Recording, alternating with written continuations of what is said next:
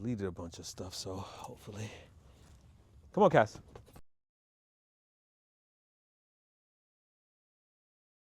Good morning. Good morning. We are here once again, live and direct and in color here at More Motivation Podcast. Ready to go. Super excited here on this early Monday morning. It's a bit cold here in Connecticut, but man, we love to do what we do, man. I'm the co-host, Troy Christopher Moore. We're here with the founder and the president, Mr. Kendrick Moore. Good morning, Kendrick. How you doing this morning? Man, life is great. You know what I'm saying? Snow day. You know, like. But no, man. Listen, man, and great having you back in town to do it live and in person.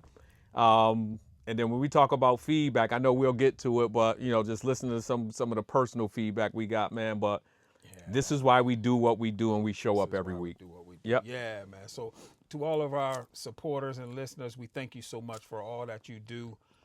Because we don't do this for ourselves. Not at all. We do this for you. Yep. And because you give us that feedback, man, it thrives us and motivates us to keep us going, man. So now let's just get right into this. So as we do here at More Motivation, we like to, do shout outs, support people, things that's going on in the community. Yep. So what is the shout out that we have for this week? Yeah. So today, get my shirt ready. We opened it up last week. Our HLM scholarship application, Yes. we're talking about 5 years and running. So for 4 years, we've awarded close to 30 kids, graduating seniors in the state of Connecticut with scholarships that have gone on to college and trade school. So just really, really proud of that. Man, just and the why we do it. Right. You know what I'm saying? Right. Like, the why it started. Right. Right. So, and just to see the kids thriving and to own not the financial piece, but the reason why we give it to them. Right. So the reason why we give them the scholarship, they stand up with that pride and they honor it along the way. So this is year 5. You got an opportunity if you're a graduating senior here in Connecticut this year, class of 26, planning on going to college or trade school. Make sure you click on the link. We will provide it. Man, we're going to be sending that out, man. So all you high school seniors, parents, guidance counselors, teachers, whomever. Right. Have those young men and women to go ahead and apply for this HLM scholarship, man. It's a great thing that, we're doing in honor of our mom. So now let's talk about the feedback.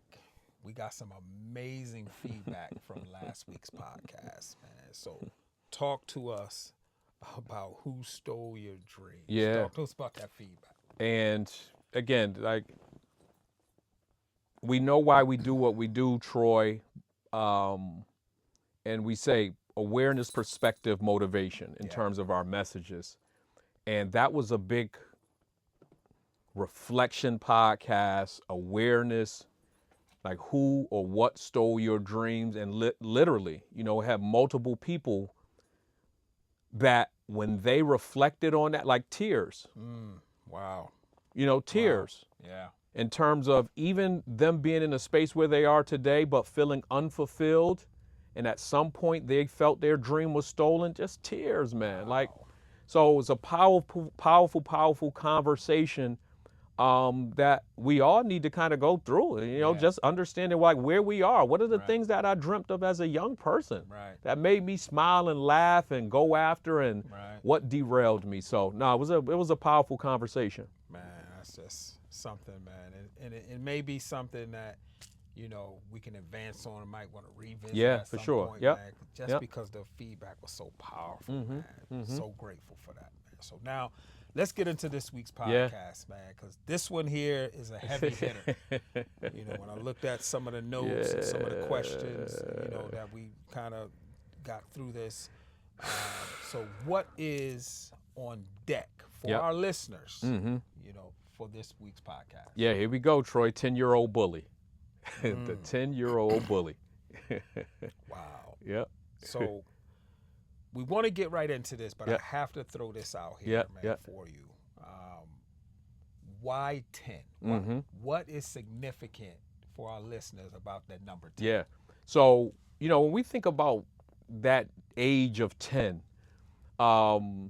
when we look back in time, like, so yeah, we can say we remember things at an earlier age than 10, but it's around that age where, where the control starts to shift, you from, just always under your parents, you start to be able to do a little bit more.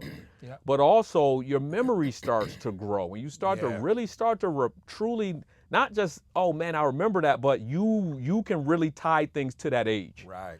Right.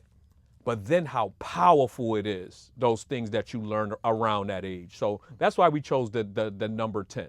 Wow, man, let's just get right into this, man. So talk to us about the 10-year-old bully. Yeah, so and big part of the conversation with 10-year-old bully, Troy, is really about comparing yourself to your yesterday self.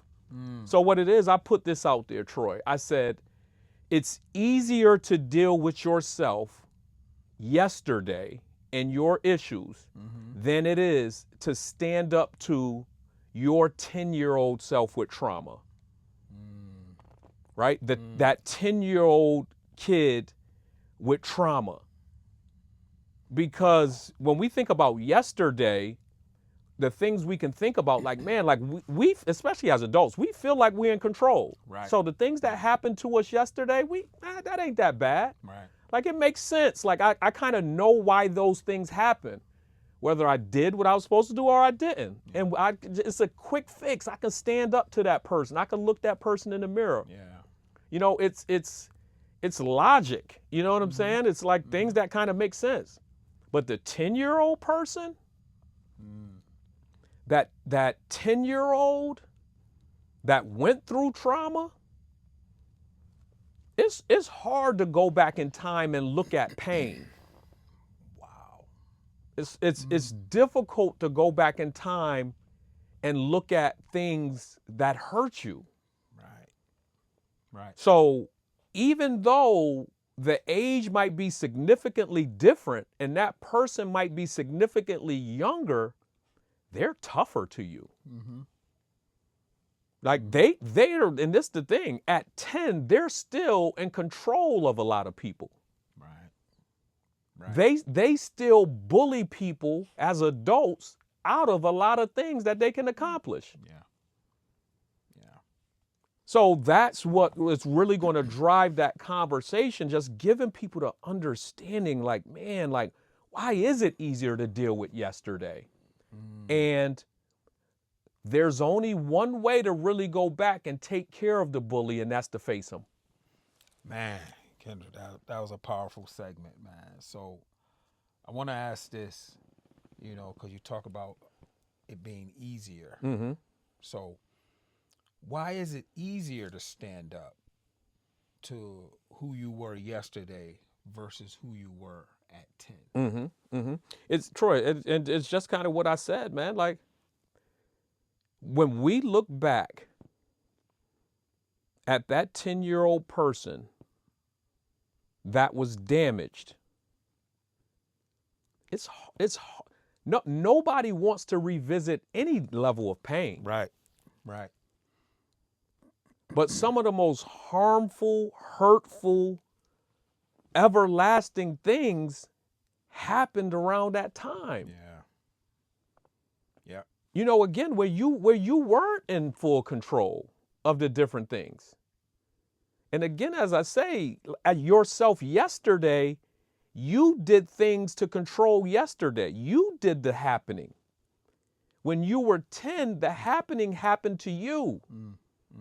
The things happened to you. You're not in control of your everyday at 10. Correct. You're just not. Right. So no matter what you want to do at 10 years old, like, you're still controlled by the comments and perceptions and feelings of other people, of other adults.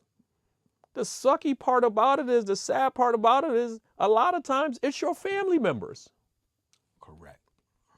It's your family members. Yeah, correct. And that's another reason why you don't want to revisit it. Right. Because the people that you care about the most, the people that you thought were going to be the people that protected you, they hurt you the most. Yeah. and you're carrying it on to now, and you can't go back and face it. Man, you really tapped into something there when you talked about family members. Mm-hmm. Because probably a large percentage of trauma is been built in generations of family. Mm-hmm. You know what I mean? So that's something that starts in the home. Oh, in the home, right. That's where it starts at. Yep. Right. Because it's rare to be traumatized by the unknown. Right. That's right. You know what I mean? That's right. So, man, that was something, man. So now, what makes confronting your 10-year-old bully, you make it feel so threatening? Mm-hmm. Talk to us about that. So we think of, when we, and this is at any point in life, when we think of threats, we think of danger. Mm-hmm. Yeah. When we think of threats, we think of pain. Mm-hmm. Like something, like a something that inflicts pain immediately. Right. Like, a danger, a type of danger that's unimaginable. And it just creates this large area and consumption of, fear. Right. Fear. And through that time, through those different stages of life, it's only natural that we start building up these defense mechanisms. Right. Not solving the problem, not healing what happened, but these just subtle things. Like we talked about, we laugh to keep from crying. Right. Wow. We have a way that to avoid the hurtful things, use sarcasm. We're always sarcastic. Yeah. Things that ain't funny. Right. Like we've mastered that. Yeah, we have. Yeah. People that are dealing with that 10-year-old bully, they've mastered those things. They've mastered the defense techniques to avoid having to deal with that imminent danger. The fear of going back. The fear of going back in time when our dreams, we just had the conversation, who stole our dreams? At that times where our dreams was the most ever present, at that very same time, the bully was being built. My goodness. Yeah. The bully was being built. Right. So, like, that's a big part of that, Troy, right? Like, because when you don't heal it, I don't care what you listen, man. When you don't go back and heal it and deal with it, it's always going to be present. Man, 1,000%, man. So now you talked about that part of confronting. Right? Mm-hmm. So why is it so important to confront the 10-year-old bully with trauma of what has damaged and has caused you? Or what can it cause you when you don't confront it? Troy, man, like we've gone through so much, man, and we've lived so many of these stories, and it's so many times, like, I would like to say we've done a pretty good job of healing a lot through this process, and finding ways to be open with it. Right. But there were so many times where I remember, like, fear. Yeah. You know what I'm saying? Like I know for a fact. Yeah. Like, but understanding that at that same moment, at that same time, I wanted to know why. Mm-hmm. You know what I'm saying? You always want to know why. Right. And the only way to move from one space to another in a good, healthy space is to get clarity. Yeah. You gotta get clarity. Like, that's why it's so important to face it. Right. Like, you want clarity in your life, in your being, in your soul. Mm-hmm. So when you move forward, you're not thinking about the past. Right. Correct. Like we say it, there's no need to get to the finish line and still be upset. Yeah. There's no, like, imagine winning the awards and getting these certain honors in life, being presented with such prestigious things, but feeling miserable because you got trauma. Wow. Like you can't even enjoy the things that your successes in life completely. Man, there's so many people that I talk to that are in that space. Yeah. Like, you know, they've achieved so much success, but it's like they're just still in this space of unhappiness. Right. And because, one, they just never got clarity. They never built up the courage to go back. It's hard, man. Yeah, it is. Like it's a hard thing and a hard space to be.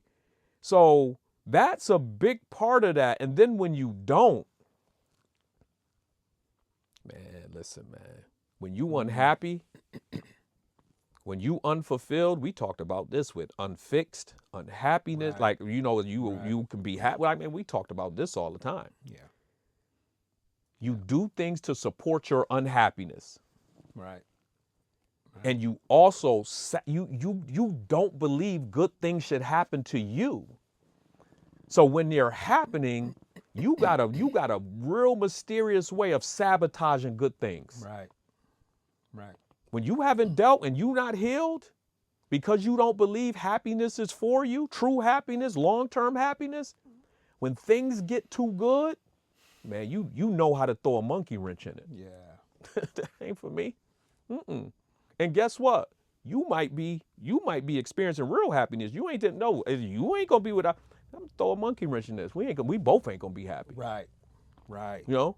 Right. So that part, you know, it causes these disconnects. It causes you to react to things that you overreacting. Like your reactions to minimal things aren't even normal. Like, man, listen, man, it's important. It's critical. It's critical to take those steps and advance in the right direction with understanding that. Man, what a powerful segment, especially that portion about you sabotage yourself. Man, just because you feel like you don't deserve. Right. Even though you work for it. Right. Right. You know what I mean? Right. You still feel like because of that trauma, you don't deserve it. Mm-hmm. Man. Powerful segment. So now I want to ask this for the audience, right? What does trauma look like on the onset of why isn't something done? And why isn't something done about it all the time? Because, Troy, like early trauma, remember what we said, what we touched on a little while ago. One, a lot of times is from the people that love us. Mm-hmm. Yeah. And two, it isn't always loud. It's trauma isn't always this loud thing. Right. It's not like somebody's beating a drum or making all this noise or exposing it to something. It ain't always like that. Yeah. Can you imagine a parent telling their kid, you're not good enough? Wow. Wow. You grow up in a household where your parents don't understand the next level, and they you can't do that. You can't be whatever you want. Wow. Wow. When the connections from mother and daughter is supposed to be strong, but the mother says to the daughter, you ain't gonna never find nobody that like you. Wow. You're not worthy of that. I don't know why you putting that on. You're not pretty. And here's the deal, at that tone. Right. Right. But it's because of the person that it's coming from. That's correct. Correct. At that tone. Correct. When you expect them to sit there and say, you could be anything you want. Right. But they're saying, you're not good enough. Right. Right. And then all of a sudden, everything you go after, like you could be right at the finish line. Yeah. And give up because you thinking, I ain't good enough. Good enough. Right. Right. I ain't good enough. You got older kids, by the time they're seniors, the bully started at 10. You got older kids before they go to their prom that's saying like, I don't want to go to the prom. I ain't pretty. Right. Right. Here's the deal, Troy. Ain't nobody ever gonna ask me for a date. Ain't nobody, I'm not worried of getting married. And then the crazy part, Troy, their actions afterwards. Yeah. Yeah. How they make up for the trauma. Right. Now that part. Yeah, that's now you got the young lady who was never told she ain't pretty. She can't never have a guy. She doubted herself going to the prom. Right. Now she out there going after every man. That's right. That's right. That's right. That's right. Now when you got the guy who could be smart as all ever, and what his parent, his dad, the person he thought was his superhero, told him, you ain't good enough for that. Yeah. As he starts navigating life, he starts doing things to support that he ain't good enough. Right. He out there robbing, stealing, doing all types of stuff. Right. And here's the deal. Everybody else that sees his character's like, why he doing that? That ain't him. Right. Because he keep hearing that voice. That bully was created. That's saying you ain't good enough for a real job. Wow. You ain't good enough to become no doctor.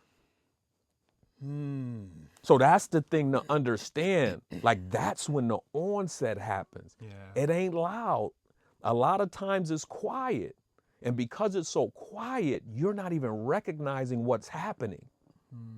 You're not recognizing what's happening in real time, but your actions start to reflect it down the road. Wow. Man, what I thought about when you were talking about that, about in that type of tone, that I can say something in this tone like this, and by the time I'm done saying it, it's not heard. But when it's trauma, you hear it over and over and over. Not physically yelling, but the tone is so loud that people can literally go years of hearing that particular voice. Oh my gosh, man, that is something, man. Yep. Something, man. Yep.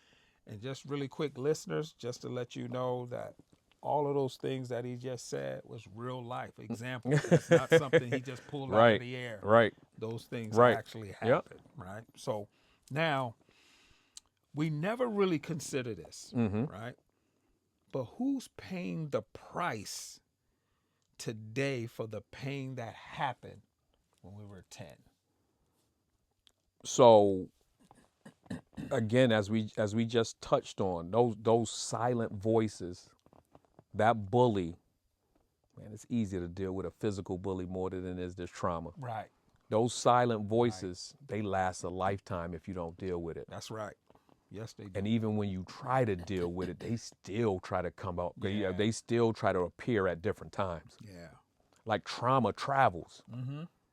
Like it travels. Like it withstands the test of time. Yeah. And so what you think about is over time, you just naturally start to encounter other people. You're joining teams. You got coworkers at your job. You are in relationships with people. Like you just start to encounter. You got friends, different friends as adults. You just start to encounter other people. Yeah. But when you don't deal with the trauma, you start taking it out on people that had nothing to do with it. Wow. You do. Like you start taking it out on those people at your job ain't had nothing to do with it. Why are you talking to them like that? Correct. You know, your spouse ain't had nothing to do. They didn't even know you when you were 10. Right. Like, why are you treating them like that? Right. Correct. Because if it was just something about yesterday, you can cure it. Right. But because it's about that 10-year-old, they don't even have they like, why? Right. Why? Right. Like, and that's the thing about it. That's one of the worst parts about it. Because it starts internal but becomes external. The pain you inflict is on other people. And those people now have gained an affection for, they love you and care about you. Yeah. But because you haven't healed yourself, you put all of that pressure, all of that pain, that 10-year-old bully that can't be beat, Tough. You put it on them. Man, that segment there, man, really, got some things, man, that I've been thinking about, man. It just, man, because it makes you open up and think about stuff you've put on the shelf, and you like, oh man, I'm good. Right, right. Man, I'm good. Right. Man. And that thing that's triggered, man, because trauma is like grief. It has a life of its own, and it'll knock on your door when you least expect it. Right, that's right. That's right. You know what I mean? That's right.